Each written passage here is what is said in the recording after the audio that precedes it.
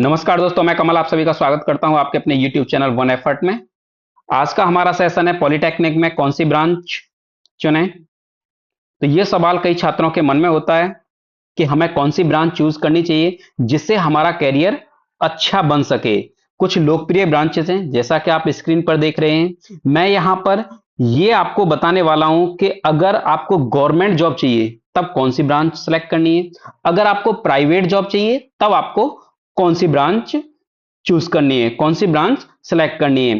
कुछ स्टूडेंट्स का ऐसा होता है, उन्हें पता नहीं होता है कि हमें कौन सी ब्रांच चूज करनी है ना। इस वजह से क्या होता है कि इस अनजाने में गलती कर देते हैं जिसका खामियाजा उनको जिंदगी भर भुगतना होता है। तो गलती क्या कर देते हैं यहां पर मैं आपको यह भी बताने वाला हूं। गलती ये कर देते हैं, कुछ स्टूडेंट्स को जाना होता है गवर्नमेंट में, यानी कि गवर्नमेंट की जॉब लेनी होती है, लेकिन वो जो ब्रांच चूज कर लेते हैं वो ब्रांच चूज कर लेते हैं प्राइवेट वाली, प्राइवेट।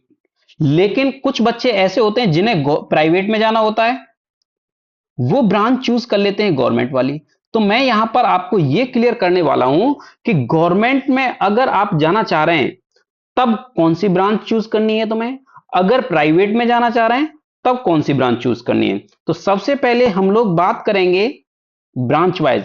तो मैंने बताया कि एक गलती ऐसी है जो कि आपको जिंदगी भर जिसका खामियाजा भुगतना पड़ेगा, तो वो गलती आपको नहीं करनी है भूल करके भी। तो उसी गलती को मैं यहां पर बताने वाला हूं। तो इस वजह से आपको वीडियो अगर पूरा देखेंगे तब ये सारी चीजें आपकी क्लियर हो जाएंगी। तो सबसे पहले हम बात करेंगे सिविल इंजीनियरिंग की। अगर देखिए, अगर मैं सिविल इंजीनियरिंग की बात करूं तो यहां पर सिविल इंजीनियरिंग जो ब्रांच होती है उसको कहा जाता है मदर ऑफ इंजीनियरिंग। तो अगर यहां पर अगर मैं सबसे पहले इन तीन ब्रांचेस के बारे में बात करूं, स्टार्टिंग की जो तीन ब्रांचेस हैं, सिविल, मैकेनिकल, यानी कि सिविल, मैकेनिकल और इलेक्ट्रिकल, ये जो तीन ब्रांचेस हैं ये आती हैं कोर इंजीनियरिंग में। इनको कहा जाता है कोर इंजीनियरिंग, एक तरीके से किंग ऑफ इंजीनियरिंग बोला जाता है इन ब्रांचेस को। अब इसमें जो होता है, इन तीनों ब्रांचेस में सबसे ज्यादा जो गवर्नमेंट वैकेंसी आती हैं उनकी पॉसिबिलिटी रहती है। अब देखा जाए तो मैंने बताया कि इन तीन ब्रांचेस में स्टार्टिंग वाली जो ब्रांचेस हैं सिविल, मैकेनिकल और इलेक्ट्रिकल, इनमें गवर्नमेंट जो वैकेंसी हैं केवल इन्हीं के लिए आती हैं, बाकी में बिल्कुल ना के बराबर होती हैं जिनको हम लोग नेग्लेक्ट कर सकते हैं, है ना। तो सबसे ज्यादा जो वैकेंसी आपको गवर्नमेंट की मिलेंगी वो सिविल इंजीनियरिंग में, मैकेनिकल इंजीनियरिंग में और इलेक्ट्रिकल इंजीनियरिंग में। लेकिन अगर मैं यहां पर इन तीनों में फर्दर और बात करूं कि सबसे ज्यादा जो वैकेंसी मिलती है गवर्नमेंट में वो कौन सी ब्रांचेज होती है, अगर सिविल, मैकेनिकल और इलेक्ट्रिकल में भी हम फर्दर बात करेंगे तो सबसे ज्यादा जो वैकेंसी मिलती है गवर्नमेंट में वो मिलती है हमें किसमें, सिविल इंजीनियरिंग में। तो अब हम यहां पर बात करेंगे सिविल इंजीनियरिंग में कौन कौन सी वैकेंसीज मिलती है गवर्नमेंट में, मैकेनिकल में कौन कौन सी होती हैं और इलेक्ट्रिकल में कौन कौन सी होती हैं। तो अगर मैं आपको एक छोटा सा एग्जांपल बताऊं, उसी तरीके से कई सारे डिपार्टमेंट्स में होता है। मैंने कहा यहां पर जो सिविल इंजीनियरिंग की वैकेंसी होती है, सिविल इंजीनियरिंग की जो वैकेंसी होती है वो सबसे ज्यादा होती है। तो ऐसा इसलिए कह रहा हूं मैं क्योंकि आपका एक एग्जाम होता है एसएससी जेई का, हर साल ये एग्जाम होता है। इसमें केवल तीन ही ब्रांचेस होती हैं, सिविल, दूसरा मैकेनिकल और तीसरा इलेक्ट्रिकल।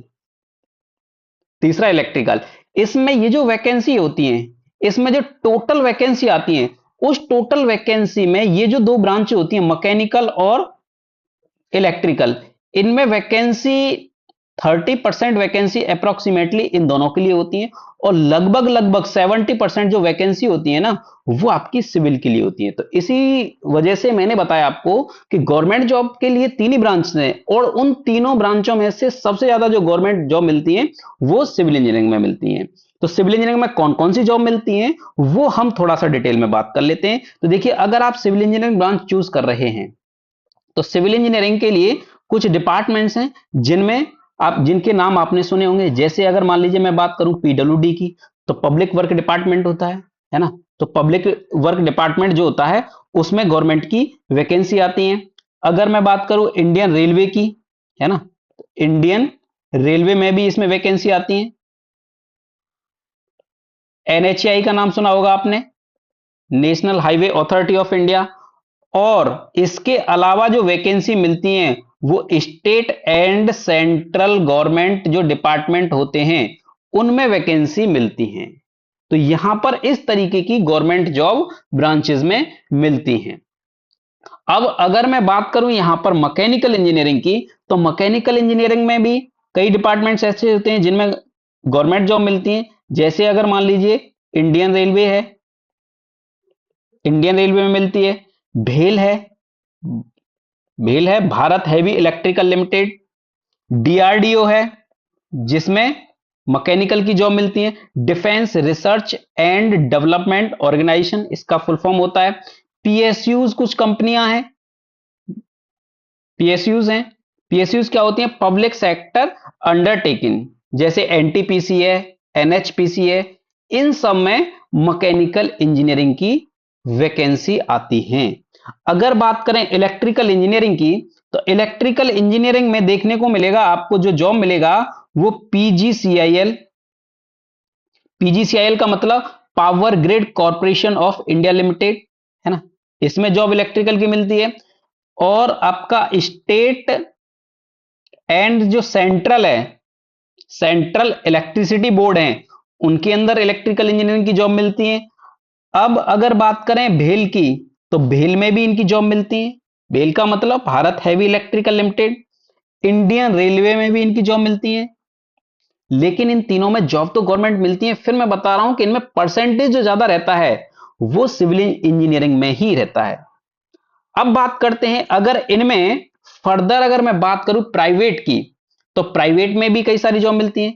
अगर मान लीजिए सिविल की बात करूं मैं, तो सिविल में स्कोप प्राइवेट में भी कम नहीं है। इसमें कंस्ट्रक्शन कंपनीज हैं कुछ जिनमें जॉब मिलती है, और कंस्ट्रक्शन कंपनीज हैं जिनमें सिविल इंजीनियरिंग की जॉब मिलती है।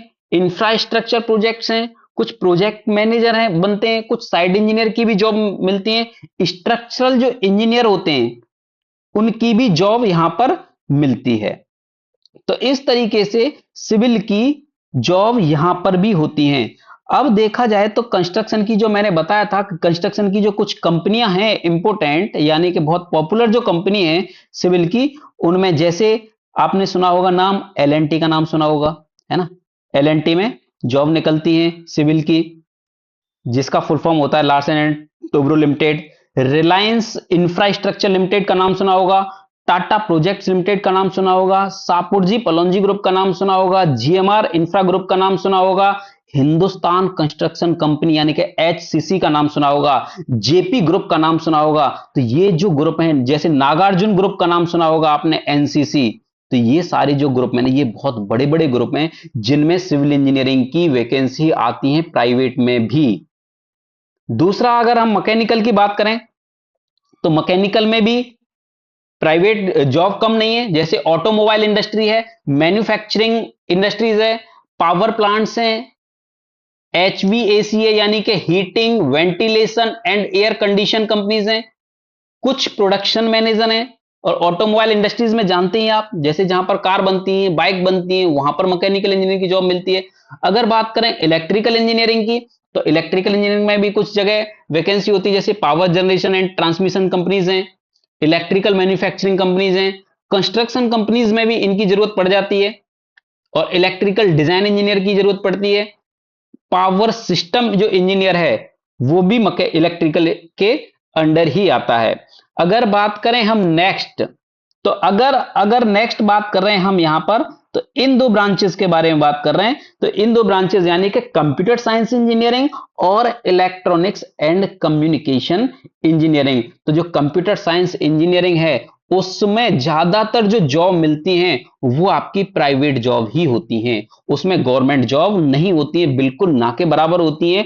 तो आप इस तरीके से कह सकते हैं कि आपके लिए एक नेग्लेजिबल गवर्नमेंट जॉब होती है। तो आप इसमें अपना सपना भूल जाइए कि इसमें जो आपकी गवर्नमेंट जॉब लगेगी, इसमें आपकी गवर्नमेंट जॉब नहीं लगने वाली है। इसमें केवल प्राइवेट जॉब मिलती है, लेकिन प्राइवेट जॉब अच्छी मिलती है, इसमें कोई शक नहीं। लेकिन किन बच्चों को अच्छी मिलती है वो मैं यहां पर आपको एक डाउट है जिसको मैं क्लियर कर देता हूं। तो जैसे अगर मान लीजिए मैं सबसे पहले अगर बात करूं कंप्यूटर साइंस इंजीनियरिंग है, तो कंप्यूटर साइंस वाले बच्चे कहां कहां जा सकते हैं, कहां कहां इनको जॉब मिल सकती है प्राइवेट में। जैसे आपने सुना होगा नाम, सॉफ्टवेयर कंपनीज हैं कुछ, है ना। तो सॉफ्टवेयर कंपनीज में इनकी जॉब लगती है। तो सॉफ्टवेयर कंपनीज का नाम सुना होगा आपने, टाटा कंसल्टेंसी सर्विसेज यानी कि टीसीएस, इन्फोसिस, विप्रो, एचसीएल, टेक महिंद्रा, कॉग्निजेंट। ये सारी जो कंपनियां हैं ना, ये सब कंपनियां हैं सॉफ्टवेयर की कंपनी है। इसके बाद इन बच्चों को कहां पर जॉब मिलती है? कंप्यूटर वाले बच्चों को आईटी आईटी सेक्टर में भी जॉब मिलती है। आईटी की जो कुछ फेमस कंपनियां हैं, वो कंपनियां हैं एसेंचर है, डेलॉयट कंसल्टिंग है, आईबीएम है ना। तो ये क्या है, ये बहुत पॉपुलर कंपनियां हैं जिनमें इनकी जॉब मिलती है। दूसरा मैंने पहला बताया सॉफ्टवेयर कंपनी, दूसरा आईटी कंसल्टिंग फर्म्स के बारे में बताया, तीसरा बता रहा हूं आपको मैं कि डेटा साइंस की जॉब होती है, जो कि एनालिटिक्स कंपनीज होती है, जिसके लिए कुछ आर्टिफिशियल इंटेलिजेंस की जॉब मिलती है इनमें, वेब डेवलपमेंट कंपनीज होती हैं जिनमें जॉब लगती है, सॉफ्टवेयर डेवलपर होते हैं जिनमें जॉब लगती है कंप्यूटर साइंस में, डेटा साइंटिस्ट की जॉब मिलती है, और आईटी प्रोजेक्ट मैनेजर होते हैं उनकी जॉब मिलती है कंप्यूटर साइंस में। मैंने जैसे आप बताया आपको कि एसेंचर हुआ, डेलॉयट हुआ, आईबीएम हुआ, है ना, ये सारी कंपनियों के नाम बोले मैंने, कॉग्निजेंट बोला, टेक महिंद्रा बोला, एचसीएल बोला, विप्रो बोला, इन्फोसिस बोला, टाटा कंसल्टेंसी बोला।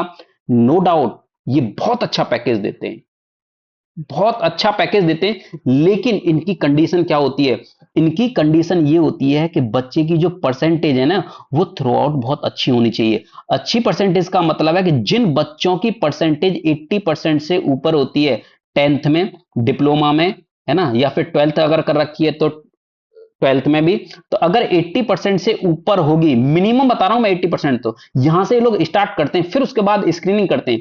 अगर जिन बच्चों की परसेंटेज 80% से ऊपर होती है, तो उनको ये सेलेक्ट नहीं करते हैं, केवल इंटरव्यू के लिए सेलेक्ट करते हैं। तब इंटरव्यू होता है, इंटरव्यू के बेस पर फिर उनकी स्क्रीनिंग होती है, वहां से सेलेक्ट किया जाता है, तो वहां पर इनका सिलेक्शन होता है, फिर इनको एक बहुत अच्छा पैकेज मिलता है। लेकिन वही बच्चे ये दिमाग में बात रखें कि कंप्यूटर साइंस में अच्छी जो जॉब मिलती है जिनकी परसेंटेज अच्छी होती है, अगर आपकी 40% और 45% और 50% है, और 60% 65% तक है, तब आप कभी ये गलती ना करें कि आपको कंप्यूटर साइंस इंजीनियरिंग चाहिए। तो उस केस में आपको जॉब अच्छी नहीं मिलेगी, ये मैं गारंटी से कह रहा हूं। अच्छी जॉब क्यों नहीं मिलेगी? क्योंकि जो अच्छी कंपनियां हैं वो आपको कभी इंटरव्यू के लिए भी कॉल नहीं करेंगी, सिलेक्शन तो भूल जाइए आप, वो इंटरव्यू के लिए भी कॉल नहीं करेंगी। तो फिर जब वो अच्छी कंपनियां सेलेक्ट नहीं करेंगी, तो इसका मतलब है कि आपको एक अच्छा पैकेज भी नहीं मिल पाएगा।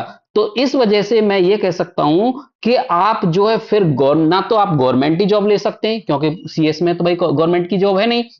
दूसरा, प्राइवेट भी जॉब नहीं मिल सकती आपको, क्यों? क्योंकि आपकी परसेंटेज अच्छी नहीं है। तो इस वजह से आपको एक ये गलती भी नहीं करनी है। अगर नेक्स्ट एंड लास्ट अगर मैं बात करूं यहां पर इलेक्ट्रॉनिक्स एंड टेलीकम्युनिकेशन की, तो यहां पर भी कई डिपार्टमेंट ऐसे हैं जहां पर इनकी जॉब मिलती है।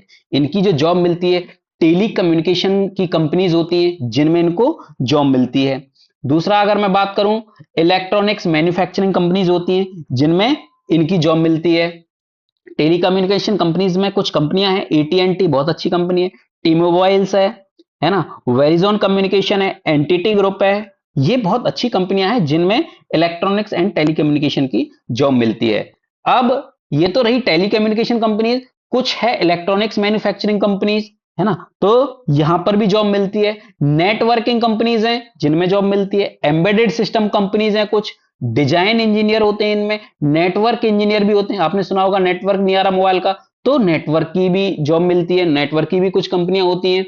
तो यहां पर उस तरीके से जॉब मिलती है। दूसरा, यहां पर जो इलेक्ट्रॉनिक्स होती है इसमें गवर्नमेंट जॉब नहीं होती है, केवल प्राइवेट जॉब ही होती है। तो इस तरीके से मैंने आपको यहां पर यह बताया कि गवर्नमेंट के लिए आपको कौन सी ब्रांच चूज करनी है और प्राइवेट के लिए कौन सी चूज करनी है। अगर प्राइवेट में भी जाना है तब आपकी कितनी परसेंटेज है, तो किसके हिसाब से ब्रांच चूज करनी है, तो आपको ये गलती नहीं करनी है। तो मुझे उम्मीद है कि सारी चीजें आपको क्लियर हो गई होंगी। अब इसके बाद क्या करना है? अब आपको अपना माइंड प्रिपेयर करना है कि मुझे इसके बाद अब मुझे गवर्नमेंट में जाना है या फिर प्राइवेट में जाना है। गवर्नमेंट में जाएंगे तो कौन सी ब्रांच है वो मैंने बता दिया, प्राइवेट में जा रहे हैं तब कौन सी ब्रांचेस लेंगे ये वाली बात अभी मैंने बता दी। तो सबसे पहले क्या रखना है, अपनी रुचि बतानी है कि आपका इंटरेस्ट किस में, रुचि बतानी है। फिर अपना कौशल और कैरियर के लक्ष्यों को ध्यान में रखते हुए अपनी ब्रांच को चूज करें और आराम से पढ़ाई करें, नो टेंशन, और एक अच्छे मुकाम तक पहुंच जाएंगे।